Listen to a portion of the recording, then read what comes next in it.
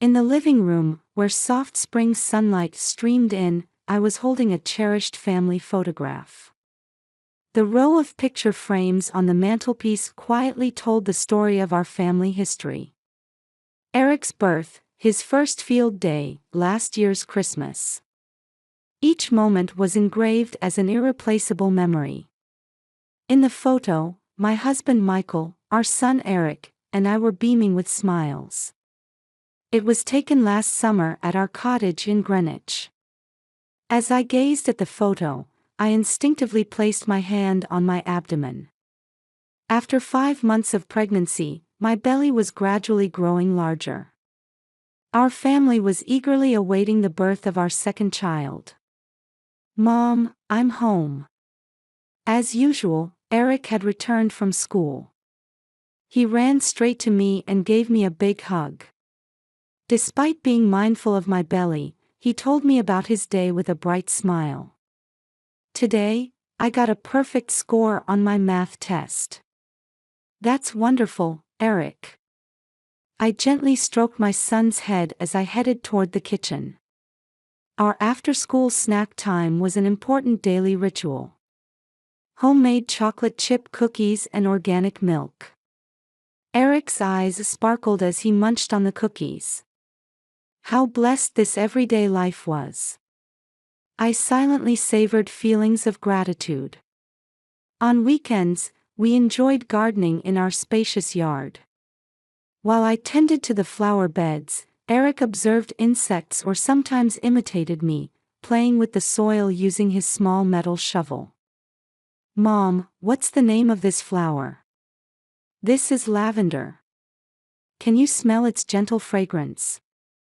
Our conversations echoed in the garden amidst the spring air. Michael occasionally helped with the gardening when he had breaks from work. However, recently, subtle changes began to appear in our daily routine. Michael's returning time had been getting progressively later. "A big project has started. I'll be busy for a while," he explained. I could only nod at my husband's words. I understood the importance of his role as a vice president at a pharmaceutical company.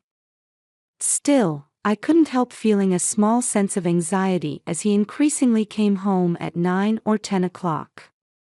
Eric had to go to sleep more and more often without being able to say, "Good night, Daddy."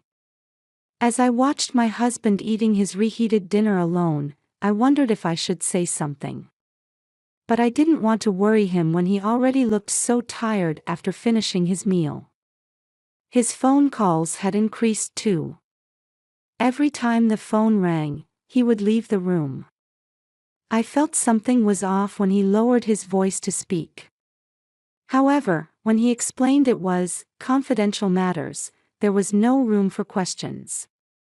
Working on weekends also became more frequent. The competition with rival companies is fierce. If we miss this opportunity, it will be taken by another company. I told myself I should be grateful for my husband's dedicated work rather than harboring doubts. However, what concerned me most was the change in Eric's behavior. He woke up crying in the middle of the night more often. When I rushed to him, Eric would say in a trembling voice that he had a scary dream. When I hugged him, he clung to me more than usual. Concerning reports from school began to arrive as well. Recently, Eric seems lost in thought during classes. He has been spending more time drawing alone rather than playing with friends, his teacher, Mrs. Watson, told me, making my heart tighten. Eric, who had always been active and popular in class, who used to play tag with everyone during recess. As I listened to the teacher's words, I desperately tried to recall my son's recent behavior.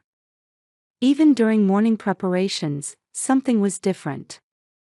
His movements were slower when putting on his uniform, and he seemed distracted.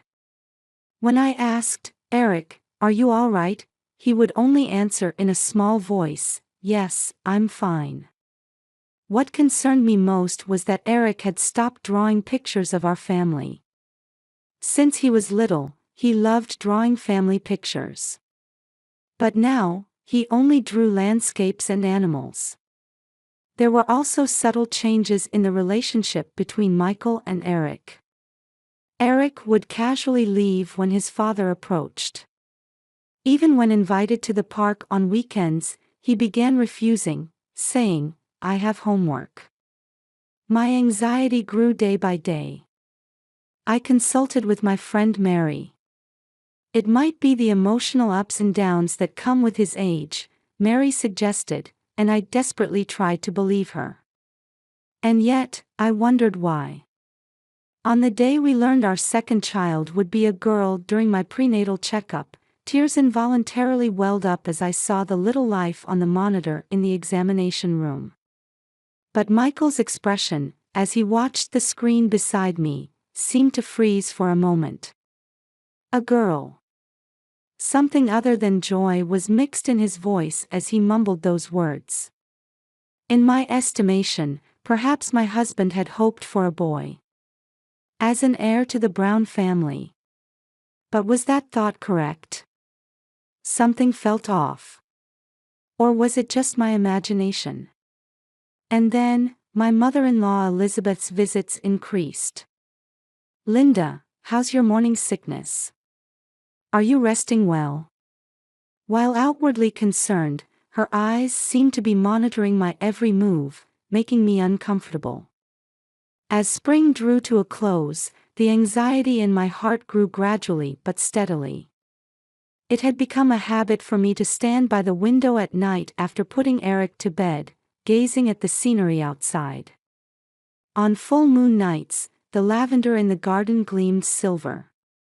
These flowers that Michael and I had lovingly planted when we first moved into this house. The happy memories of those days intertwined with my current anxieties, creating a complex knot in my heart. Was this anxiety really just my imagination?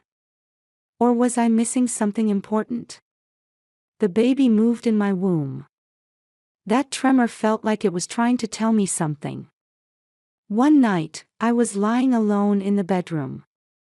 Michael had sent a curt message hours earlier saying he would be late again.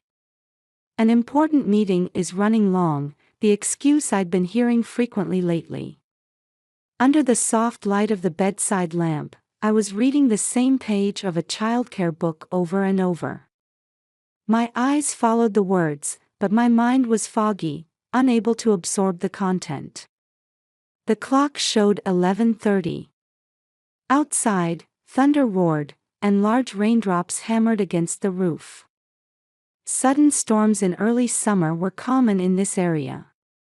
The old mansion's window frames creaked, and the shadows of wind-swayed garden trees cast eerie patterns on the bedroom walls. Still, tonight's storm felt more violent than usual. Almost as if it were foreboding what was about to happen. I instinctively placed my hand on my abdomen, gently stroking to confirm the presence of the little life inside. Suddenly, Eric's scream-like voice echoed, and the bedroom door burst open. When I looked up hurriedly, Eric rushed into the room, sobbing. His small pajama-clad body was shaking violently. "Eric? What's wrong?" I immediately put the book down and reached out to him. Eric leaped into my arms without hesitation. "Were you scared?" "The thunder." Eric shook his head. At 6 years old, he had recently become able to sleep by himself. He shouldn't have been afraid of thunder anymore, but tonight he was clearly different. His small body trembled in my arms. Feeling my shirt getting wet with his tears, I gently rubbed his back. "It's all right, Mom is here." After a while, Eric's trembling gradually subsided. But his hands, tightly gripping my clothes, still didn't relax. "Did you have a bad dream?" When I asked gently, Eric slowly raised his face. He stared at me with tear-stained eyes, moved his trembling lips several times, and then suddenly blurted out, "Mom, don't have the baby." That cry shook my heart more violently than the thunder. Why? Eric, the baby will be our precious family member. I tried to answer in as calm a voice as possible while hiding my agitation. However, Eric's next words froze my heart. Dad said, "You'll disappear." His confession, squeezed out in a trembling voice. My mind went blank. Did Dad say that? Eric, did Dad tell you that? No.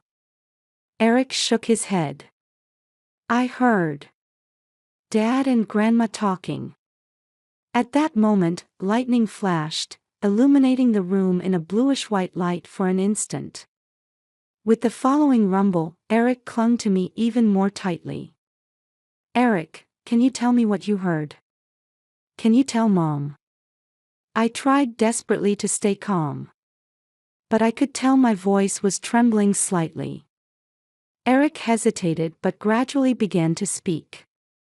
Last week, when he was walking down the hall to go to the bathroom, he heard his father and grandmother's voices coming from the study.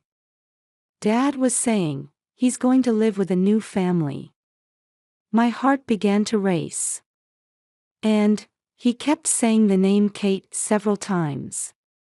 Kate? A name I didn't know. Various thoughts began to swirl in my head. When Mom has the baby, you'll have to go somewhere. Grandma said, it would be better. Eric's voice was broken. But each word sank into my heart like heavy lead.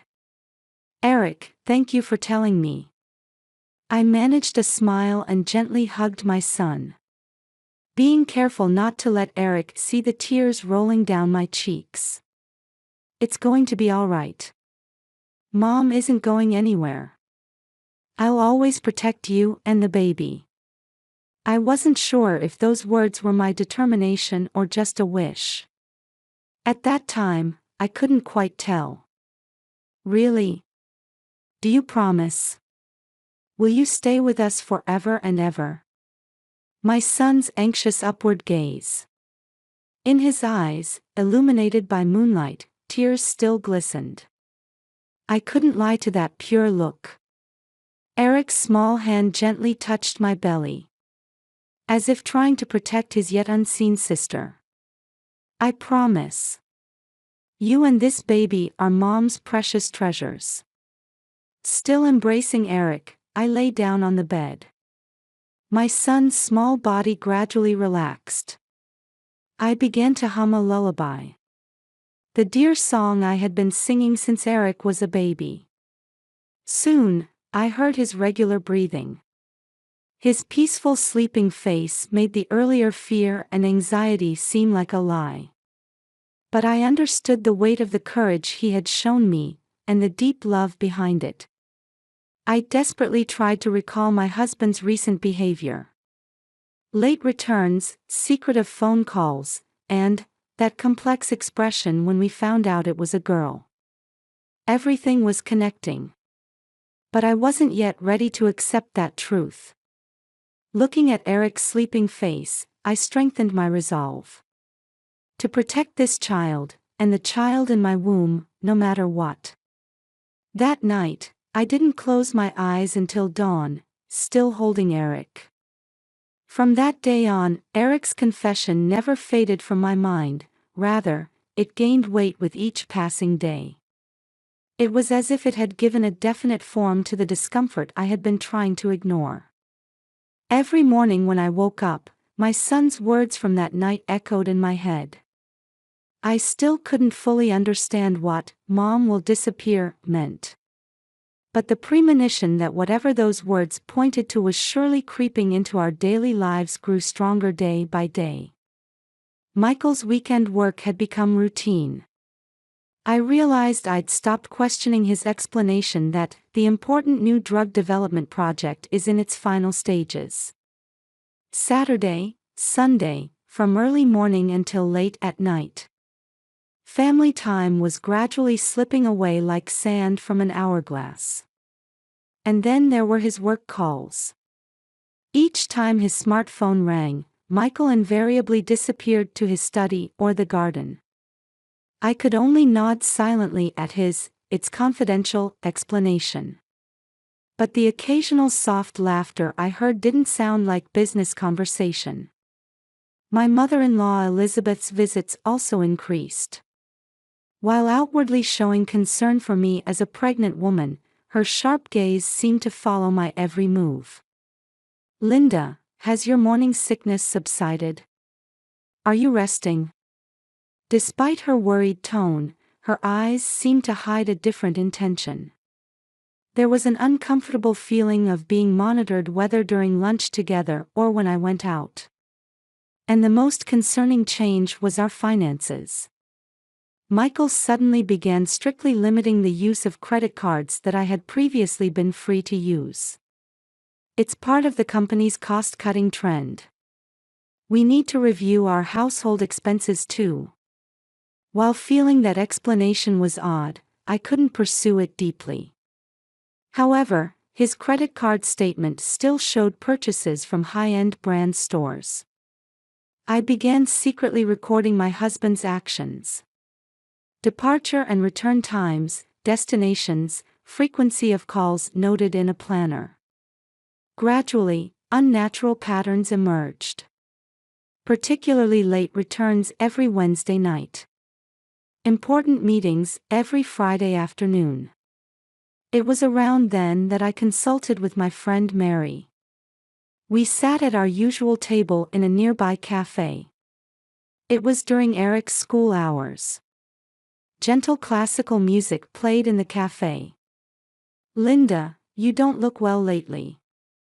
At Mary's kind voice, I suddenly felt my eyes welling up. The anxiety I'd been carrying for weeks, unable to tell anyone, was about to overflow.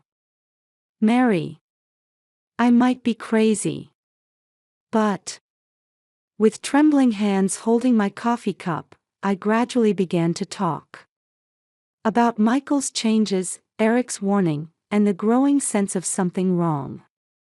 "Linda, your intuition might be right. But you need proper evidence. You should avoid emotional actions that you might regret later." Mary's calm advice gave direction to my confused heart. Her words felt like a faint light in the darkness. The decisive turning point was a single photograph found in Michael's wallet. When tidying up laundry, a brown leather wallet fell out of his pants pocket. Inside, I casually opened it to find a picture of an unfamiliar little girl. About 3 years old, with a lovely smile. The background was a familiar park. It was Eric's favorite playground near our house. A few days after that discovery, Eric's trembling account connected all my suspicions. "Mom, I saw Dad at the park. It happened when he was playing with friends on a holiday. Michael was with an unknown woman and the little girl from the wallet photo. They looked like a harmonious family, sharing ice cream. That person called Dad Michael. And the little girl called him Daddy." Eric's testimony left a deep wound in my heart. And to make matters worse, rumors leaked from my husband's company colleagues. The reality that everyone knew about Michael's relationship with his subordinate, Kate Summers.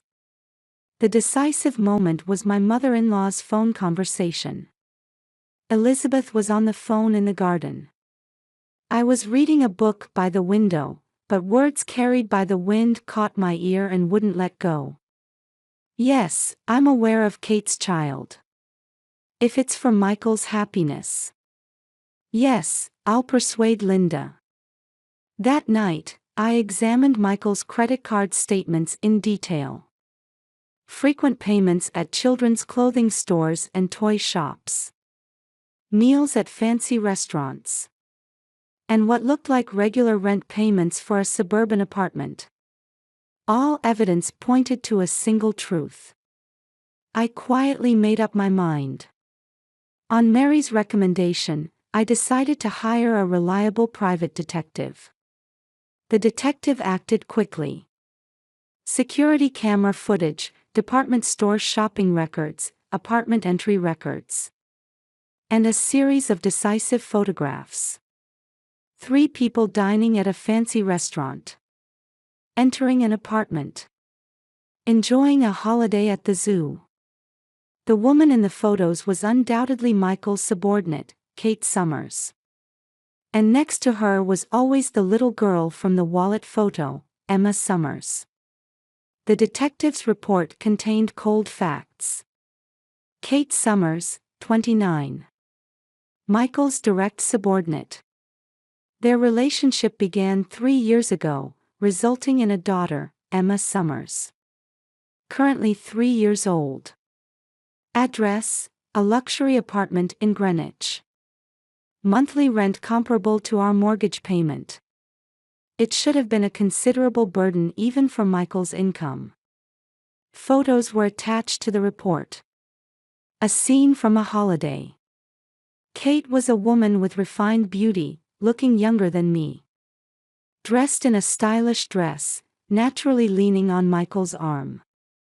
The little girl playing innocently nearby. Golden curly hair and eyes shaped like Michael's. The more I looked, the more the reality I wanted to deny gleamed brightly before my eyes. It was a moment when all questions became cruelly clear. Eric's warning, my mother-in-law's unnatural attitude, Michael's changes. And the reason for that complex expression on the day we learned our second child would be a girl. Everything spread before my eyes with the clarity of being connected by a single thread. I stood by the darkened bedroom window, holding the report. My reflection in the window revealed my increasingly pregnant figure. To protect my unborn child, and for Eric's future, what should I do next? Gently embracing my abdomen with both hands, I sighed deeply. For Eric's and this child's future. It didn't take long to find that answer. For 3 days after receiving the detective's report, I couldn't sleep. On the desk in the study, mountains of evidence I had collected were piled up. Photos from the detective, credit card statements, call records. And a copy of the apartment rental agreement. All evidence told the truth that would greatly change my life. On Mary's recommendation, I met with a female lawyer specializing in divorce issues. Jennifer Robinson, one of the most trusted lawyers in Greenwich. Her advice was precise and calm. In case of trial, evidence of infidelity plus the existence of a secret child carries significant weight. Especially birth during marriage is important. I nodded silently while taking notes. However, to be more certain, voice evidence would be perfect. If you could record statements from your husband or mother-in-law. At those words, I gasped involuntarily. Eric's testimony. His confession on that rainy night. Yes, I should have recorded that conversation. But fate was still on my side. That night, Eric visited my bedroom again. Mom, I had another scary dream. While embracing my son, I quietly activated the voice recorder on my smartphone. Eric told me in more detail about the conversation he had overheard between his father and grandmother on sleepless nights. About the new family, about a woman named Kate, and about plans to drive me out. The cruel truths narrated in a childish voice. My hands were trembling, but the recording was surely made. Next, I needed financial documents. Watching for Michael's absence, I opened the safe. The password was our wedding anniversary. Ironically, it hadn't been changed. Inside, there were more documents than I had expected.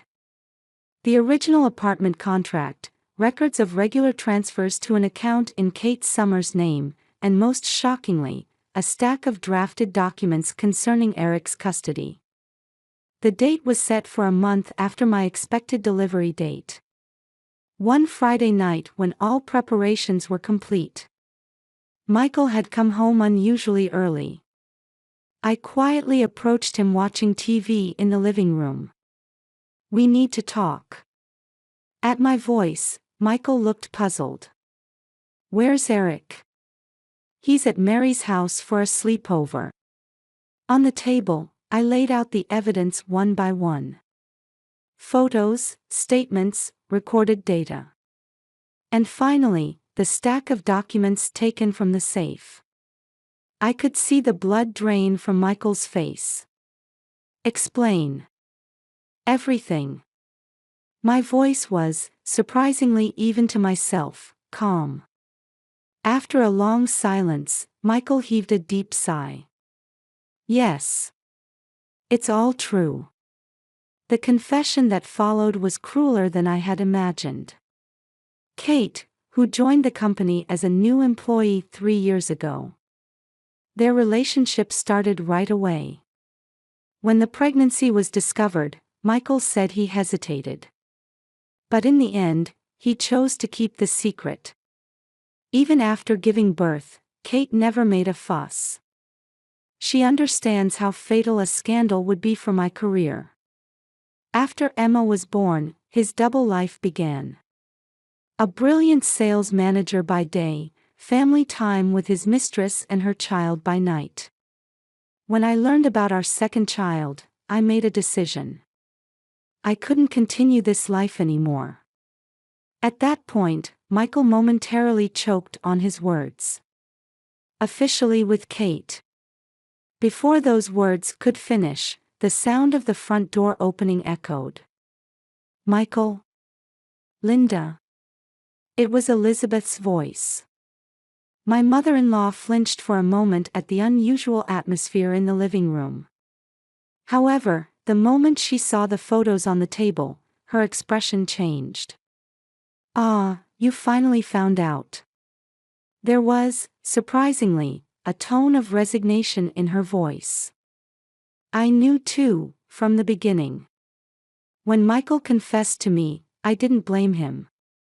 After all, it's common for men, isn't it? But when he said he wanted to start a new life. Elizabeth sat down in a chair and began speaking matter-of-factly. "To maintain the Brown family's reputation, I wanted to settle it quietly. Linda, we intended to prepare sufficient compensation for you. As for Eric's custody, since Michael is more affluent, naturally." "Mother, that's enough," Michael's voice interrupted Elizabeth's words. "Let's stop the lies." A heavy silence fell over the room. Outside, street lights swayed quietly. "Let me say this," I squeezed out my voice as I slowly stood up. "This won't be settled quietly." The next day, I contacted my lawyer. And the prepared documents began to move all at once. Petition for divorce mediation, claims for property division, and petition regarding Eric's custody. At Michael's company, rumors of the vice president's affair with a female employee and their secret child spread in an instant. Considering the impact on clients, the company advised Michael to resign. His social status, at the peak of his career, crumbled fragilely. Elizabeth's unexpected disgrace sent significant ripples through Greenwich's social circles. The trust and respect she had built over many years were about to disappear overnight. That weekend, I took Eric to Mary's villa for shelter. To begin preparations for a new life. Eric stood by the window, gazing at the setting sun. "Mom, we'll be okay, right?" While embracing my son's small shoulders, I answered with a certain voice. "Yes, I'm sure we'll be fine. There's still a lot of happiness waiting for us." In my womb, the little life moved gently. It was as if it were blessing our new beginning. In the living room of our new home, where the gentle autumn sunshine streamed in, I was watching Eric while holding my 3-month-old daughter, Sarah. He was earnestly reading a picture book next to his sister's baby bed. Outside the window, trees beginning to change color swayed gently in the wind, announcing the arrival of a new season. The lavender I planted after moving had taken root and begun to release its fragrance. Sarah, are you listening? Can you hear your big brother's voice? Today it's "Goodnight Moon." At Eric's gentle voice, Sarah reaches out her tiny hand and smiles. Her dark eyes and adorable smile were undoubtedly proof of our mother-child happiness. Every time I see this scene, tears well up in my eyes. Beyond that tumultuous summer, we had certainly begun walking a new life path. This new home, found with Mary's help, though smaller than before, was a comfortable place where warm sunlight and pleasant breezes passed through. White-based wallpaper, gentle wooden flooring, and natural light streaming through the windows added warmth to our new life. I planted lavender in the garden, and from Eric's room, the neighborhood park is visible.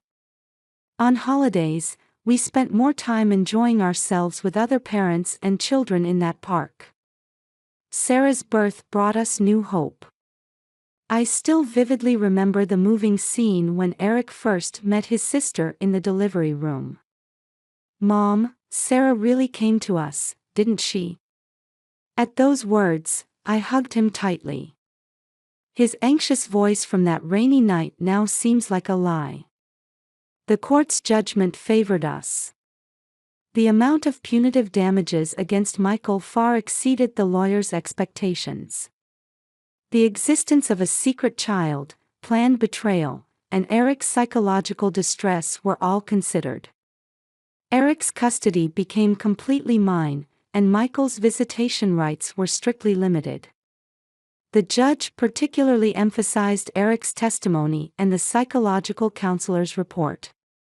Michael, fired from his company, has since tried several times to return to work, but the impact of the scandal was greater than expected, and he continues to be rejected by every company. In addition to the payment of high damages, the burden of child support for Kate and Emma also weighs heavily. Kate eventually left him, too. The internal investigation for the company's self-preservation caused their relationship to leave a significant scar on her career as well. The last I heard, Michael had started living alone in a cheap apartment in the suburbs. An unimaginable fall from his once glamorous life. Elizabeth completely disappeared from Greenwich's social circles. Former friends avoided her, and invitations to charity events ceased. The last I heard, she was spending her days in depression, confined to her home. Of course, our path hasn't been smooth. Eric attends child-oriented counseling once a week. The separation from his father, environmental changes, and his sister's birth have all had a considerable impact on his heart. "Eric, what did you talk about in counseling today?" "I talked about Dad too. But I'm not scared anymore. Because I have you and Sarah." At those words, I breathe a sigh of relief. It might take time, but we were definitely walking the path to healing. Community support has been strong too. The neighbors warmly welcomed us, and church groups supported us in various ways. And I myself have taken a new step. It's been decided that from next spring, I'll return as a teacher at a nearby kindergarten. "Mom, you'll be a teacher again." "That's amazing." Eric showed genuine joy. "How reassuring it is to have a son who supports my dreams." Now, surrounded by the scent of lavender in the garden, we can spend peaceful time. Sarah's growth, Eric's smile, and our gradual progress forward. We have found certain happiness in this new form of family. The conversation with a teacher I met during a kindergarten interview the other day also brought fresh joy. He is also raising children as a single father. A small expectation for an unseen future has begun to sprout in my heart. The days when Eric starts piano lessons and Sarah takes her first steps alone shouldn't be far off. New memories are accumulating, one by one, surely. Outside the window, the lavender in the garden sways gently. Having overcome past suffering, we are now becoming a family in the true sense of the word.